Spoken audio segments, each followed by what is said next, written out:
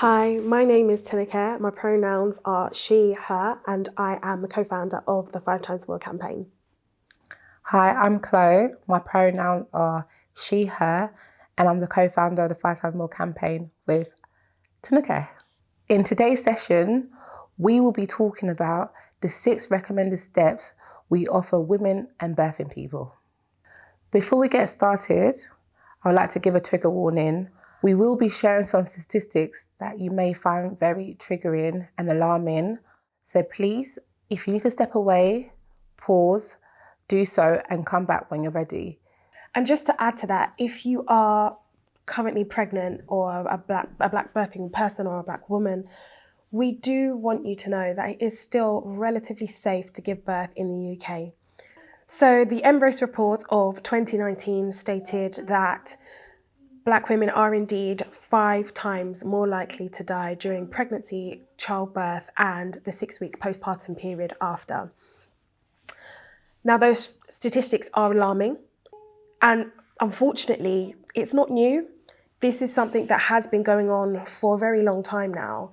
And the reason why we're so passionate about what we do is because we just felt like enough wasn't being done, especially because this has been going on for a while. So we wanted to raise the alarm as mothers, not as health professionals, because a lot of the time we hear that, we're a group of women or we're a group of health professionals. We're actually two mums who are just very passionate about wanting to see change. It's very important for us in a course that covers Black women and Black birthing people that we talk about the recommendation and the tips that we can give women and birthing people so they can navigate through pregnancy and have a positive birth, just like Tinuke had with her daughter Eden and like I had with my first son. So I am a mum of 2. I do have baby Eden, who is 16 months, and my son Ez, who is 4, literally just turned 4. So I gave birth to him in 2017. My experience with giving birth to Ezekiel was not a positive one, and I won't really go into it because we're all about positivity, but it was definitely one of the reasons why I felt led to start the 5 Times More campaign.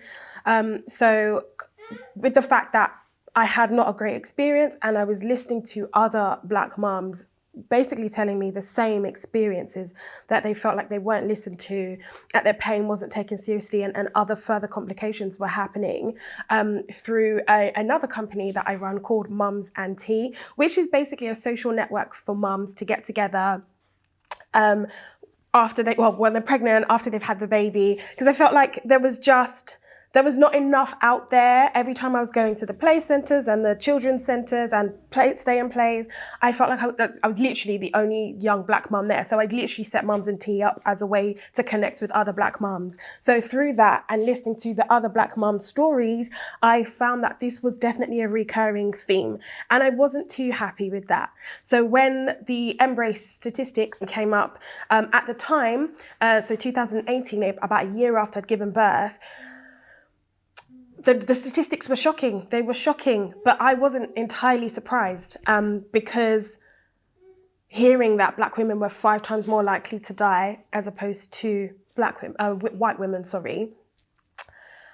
I was shocked, but it didn't surprise me because I was hearing so many negative experiences of Black women. So I said, right, I don't want this. I've had enough.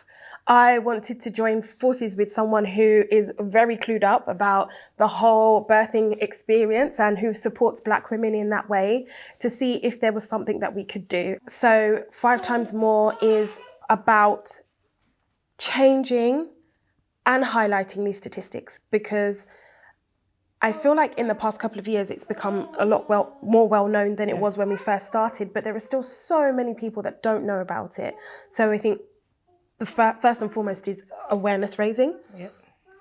And then we look to change. We want to change that. We want those statistics to come right down, all the way down, and make, you did give your disclaimer in the beginning that it is relatively safe to give birth in the UK as a Black woman or Black birthing person, which is true, but we do want to make it absolutely safer, and we do want to make sure that Black women do feel like they're being listened to, and those negative stories that we hear time and time again are eradicated. So that's why we're doing what we do, and that's why we wanted to cover our 6 steps, what we believe is going to help you, Women, yeah. And it's going to help Women you, and people. yeah, in your experience and your journey of pregnancy, labour, and childbirth.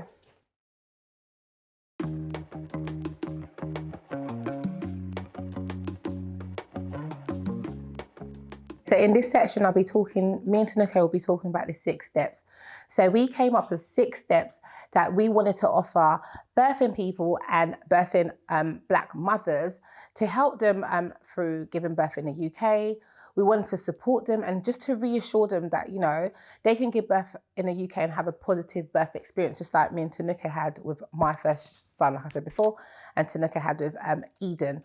These steps, we came up with them by asking mothers and women and birthing people from their own experience, you know, what would they like, what do they need, and through research and our own experience. And that's how we came up with the 6 steps. Initially, the steps were 5 steps, and then we added 6. During my own pregnancy experience, I wish I had these 6 steps to support me. I think there's a lot of things when I look back at my pregnancy experience. I know Tinuke also, when she looks back at her pregnancy experience, she wished that she had the 6 steps. So one of them says, you know, trust your gut feelings. You know, there's so many things that happened during my second pregnancy where I didn't feel my son kicking. So there was reduced fetal movement. And I didn't feel like I should, you know, go to the hospital or talk to my midwife or health professionals because I felt like I was wasting their time. But that's the wrong thing to do. If you feel like something is not right, please go to your hospital and speak to someone, or even call up if you need to, especially if it's reduced fetal movement, because that is so important. You may have watched a session from Dr. Ria Clark, where she talked about, you know, health professionals are always here 24/7 to support us. So please do not feel like you're wasting our times. I worked in day assessment unit, and I always tell women time and time again, please, you're not wasting our time, because we get a lot of women who are very apologetic and say, you know, I'm sorry to waste your time. I didn't want to waste your time. No, you're not wasting our time. We're here for you. So please use us.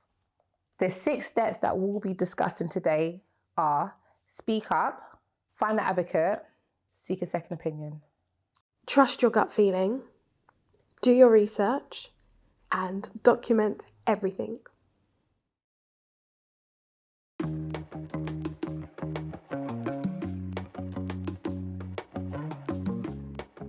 Our first step is speak up. If you feel like something's not quite right, please speak up and go and speak to a health professional or your midwife or your GP. Please do not stay in silence.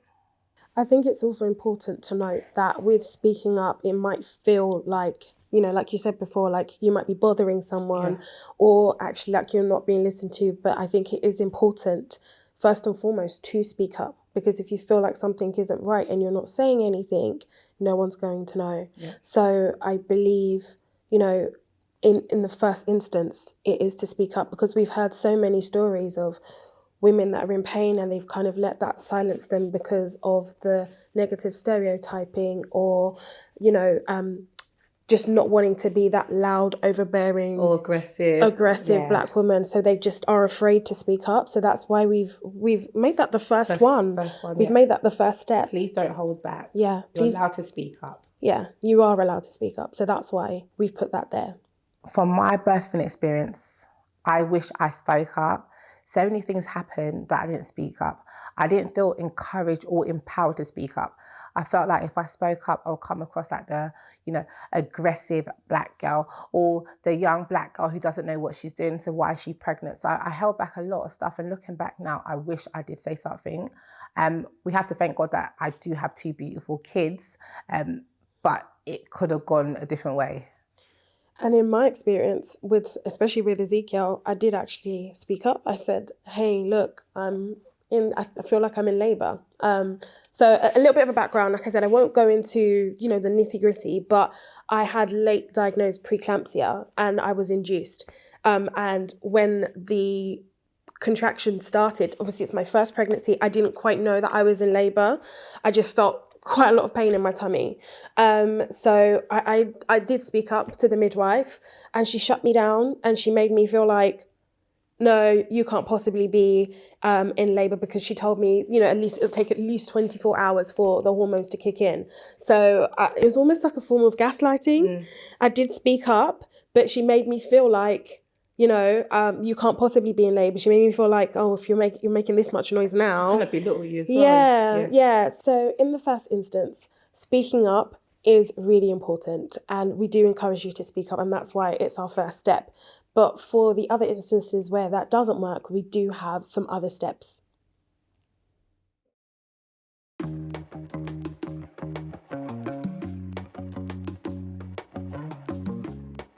Step number 2, find an advocate. If you're giving birth, find someone who can be there to advocate for you when you're unable to advocate for yourself. So it could be a family member, your partner, or your friend. And back to my own experience, I know I had my partner who was supposed to be my advocate, but I didn't do any research with him. He didn't know my plan. So I thought I was going to have a vaginal birth, just like I had my first pregnancy, ended up having a forceps. I didn't prepare him for the forceps because I just assumed my second pregnancy was going to be as brilliant as my first pregnancy. And like I said, it didn't go to plan. So make sure you have an advocate who knows plan A, B, C, D, up to Z, exactly what you want, what kind of pain relief you want. Also advocate who can go with you to educational classes if you choose to go to it. But make sure your advocate is clued up and your advocate is alert. So when you're vulnerable, as we know, pregnancy, you're very vulnerable, especially when you are in the middle of labour or giving birth, that he or she is listening to what the doctor is saying so they can recap the information back to you. I feel like it's also really important to make sure that your advocate has the agency to speak to health professionals in a way that, is empowering to you and respects your birthing wishes without coming across as, well, I'm here, this is what she wants, not seeming like, well, they're speaking on your behalf, but just there to respect your wishes. I feel like, maybe especially similar to your case, my husband felt like, well, it's the health professional, they know what they're doing, so that they're right. And they try not to get involved with the thing, oh my gosh, let me step out of the way. Yeah. Like you said, there's health professionals, what they're doing. Let me not get in the way of this and let them do what they're doing. Yeah. So really what you want is someone who is confident and has the knowledge to advocate for you and say what you want on your behalf if that's not something that you can do. I know at times it may be very, very hard to, have someone who can speak on your behalf or who is clued up. So there are other organisations or individuals. So you can always get a doula. You can get a private midwife. My organisation, Prosperities, has volunteers who support birthing women and birthing people during the pregnancy, childbirth and afterwards. If you cannot get advocate, there's so many organisations out there. So if your advocate cannot do it for you, then there's other organisations where you can get that support from. And also, an advocate doesn't necessarily have to mean your partner. It could be a friend, a trusted friend. It could be a member of your family as well, like you said. It doesn't necessarily have to be your partner. So that's always something to bear in mind. If you've got, a confident friend or someone who's always there for you, that could potentially be someone who you could trust to come in and be your advocate as well.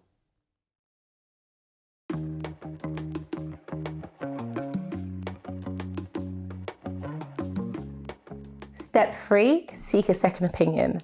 And this is the step that a lot of women and birthing people are not aware of. You are allowed to seek a second opinion. If you speak to a midwife or health professional and you feel like, I hear what they said, or he or she said, but something still doesn't feel right, you are allowed to seek a second opinion.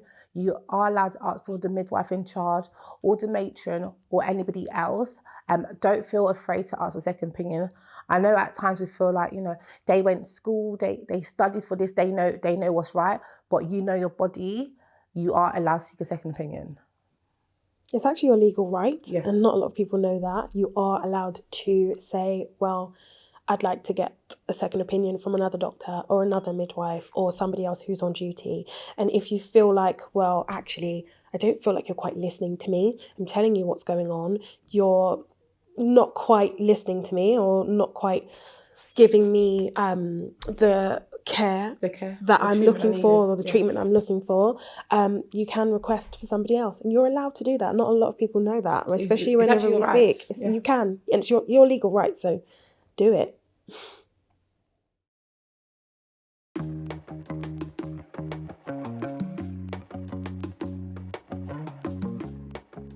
Step 4 is trust your gut. Now, this is one of my favourite ones because I honestly, whenever we give talks, we always say, nobody knows your body better than you.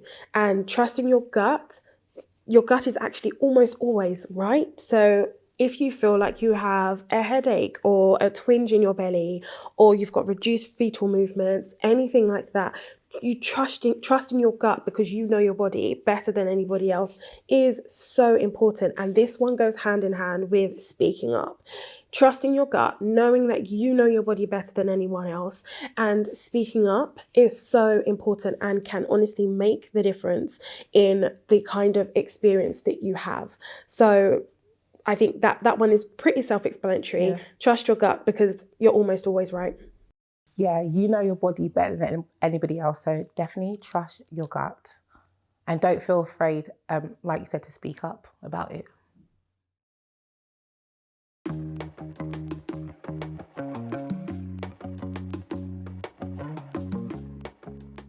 Step 5 is do your research.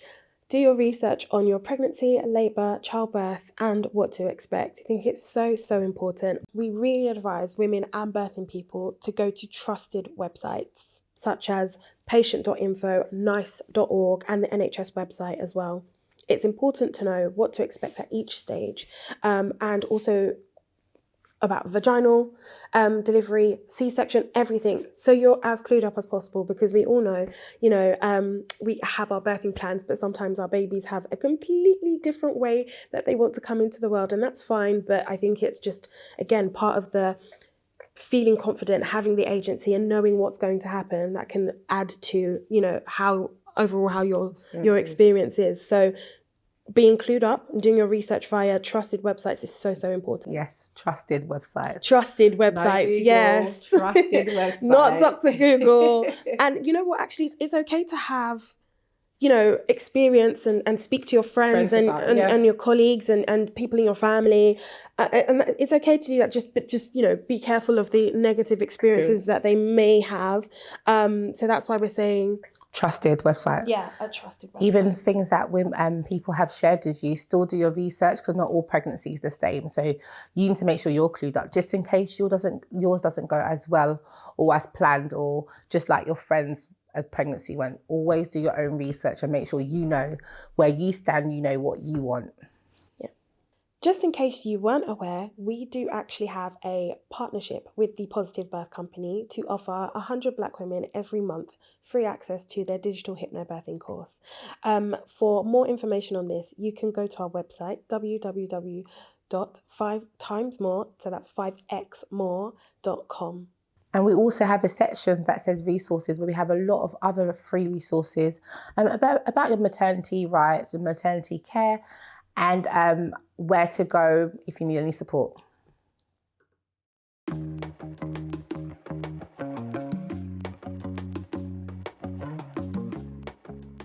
So, step 6, which is our bonus step, if you like, because we did actually start off with 5 steps, is document everything.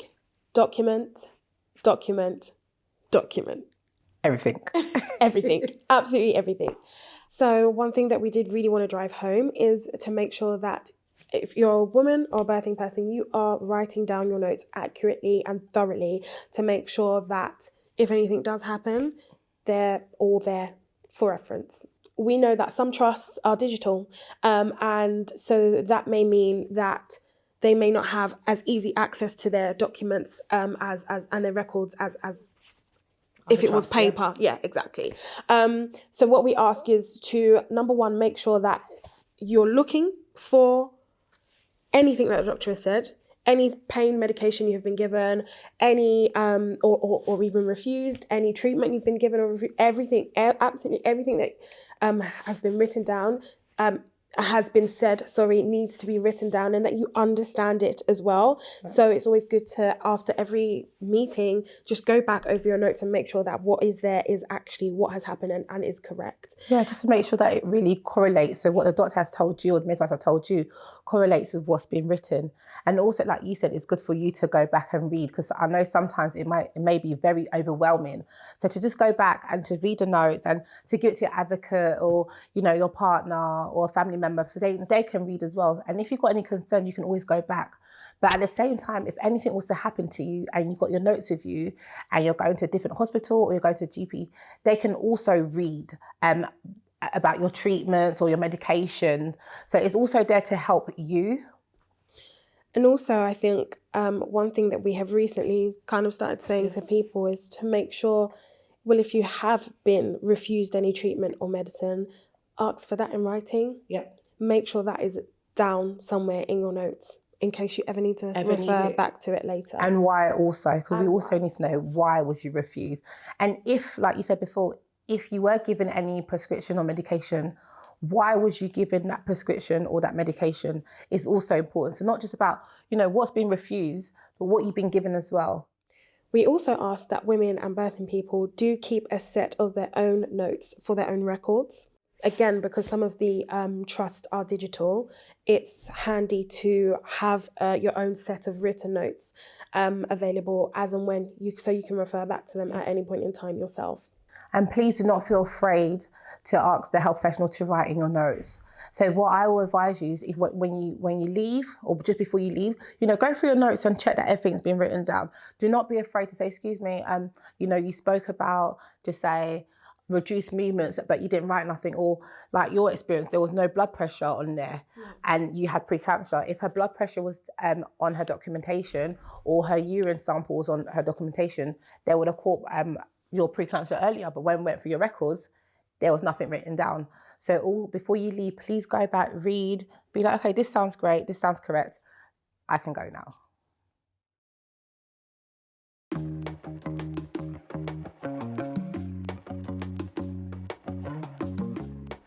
So on our website, we actually have information and resources for health professionals to see how they can better support Black women.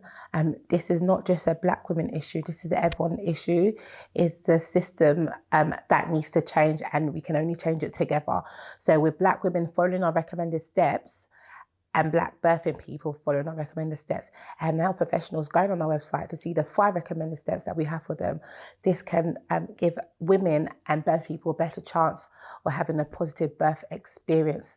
We also have our new workshops where we are going to be training health professionals that work in maternity, and just talking through about some of the Black issues that Black women or Black people come across. So some of the barriers, so, when it comes to culture, religion, the stereotypes, the way society sees us. On there, we even have conscious bias, or what's the word that we use instead of conscious bias? Inclusive consciousness. Inclusive consciousness, yes. So with our workshops, we go through all of them. We also have our wallets that health professionals can give out to pregnant women, depending if your hospital has partnered up with us. So any health professionals listen to this, please get in touch with us and go on our website and look at the resources that we have there. So you can be better clued up and give Black women and birth people a better experience. I think I'd like to add that this you said, it's not just a Black woman problem, but I'm just gonna go ahead and say it. We're not causing this to ourselves, right? We're not doing this to ourselves. I honestly do believe that this is a systemic issue. So for anyone, a health professional who is out there who doesn't actually know that this is a thing, that this is something that's happening right here, right now in the UK, something's been happening for decades. If you don't know, have you been living under a rock? I don't know. But honestly, I do believe that this is something that needs to change from within the healthcare system. So yes, we can give women all these resources, but if they come across a midwife who's not clued up, who doesn't know about the statistics, who's not listening, ultimately that woman may not have a great experience. So it is really, the onus is on the health professionals to make that change. So it's really important that you do check out our websites and the steps that we have with the RCOG, Royal College of Obs and Gynae. We partnered up with them to create the health professional steps. So do go on our website and do email us for further information about our training as well.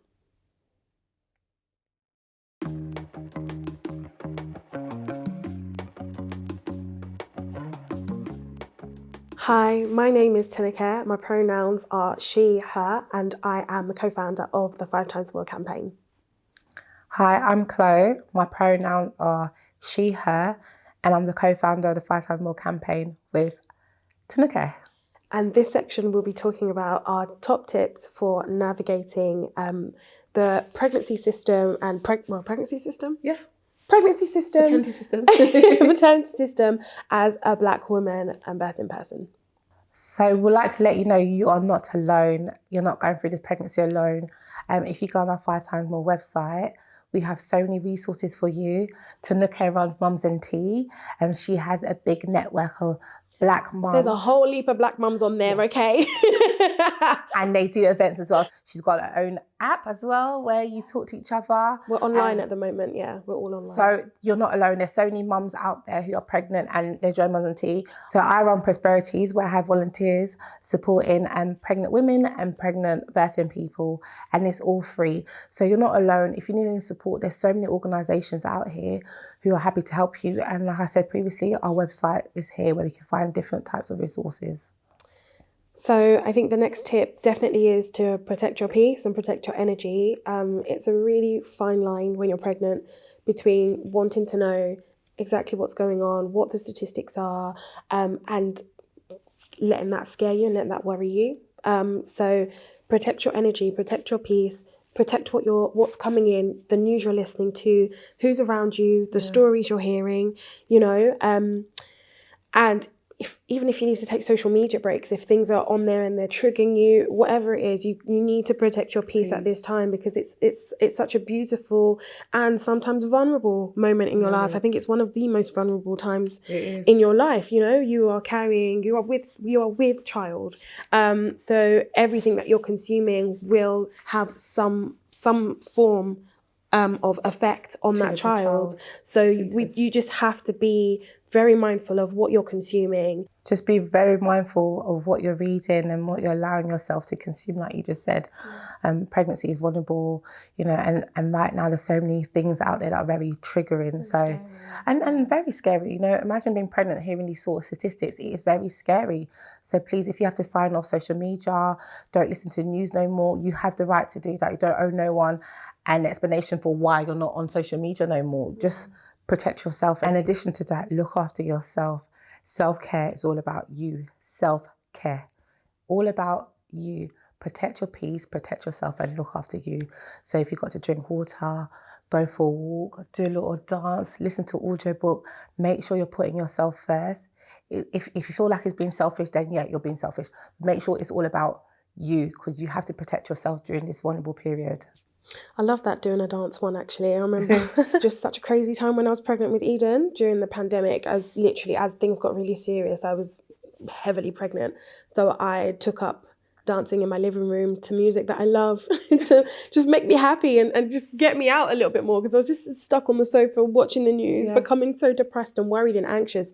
So yeah, I started dancing. I can't dance to save my life, but I did take up dancing for a while in my living room, just dancing to music to make me feel good, some Afrobeat vibes, some bashment, whatever it is. Takes your mind off everything as well. Just, it feels very, very refreshing. Release those endorphins. Yeah. Even have a hot shower. Yeah. Hot bath or bath. As a mum of 2, hot bath is the way forward. And honestly. A hot tea. Hot tea. Hot cup of tea. Not cold. Yeah. Not warm. Hot.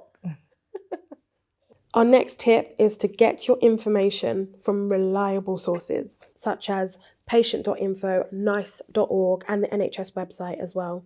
And we just like to make you aware that, we hear a lot, if you have a white midwife, you will die and this will happen to you. We just like to let you know it's not about having a white midwife that will make you die, having a black midwife where you'll have a bad experience. It's all about individual midwives and individual health professionals who you receive. It's about the individual person, it's not about the colour or their race, that will give you the experience that you receive. Yeah, and just off the back of that, this is a systemic issue, and it's not one for Black women and birthing people to figure out on their own. It's not just our problem, it's an everyone problem. And so, yes, that's why we're targeting health professionals, most especially, to make sure that they're aware of our steps, our resources, and the training that we have recently launched as well.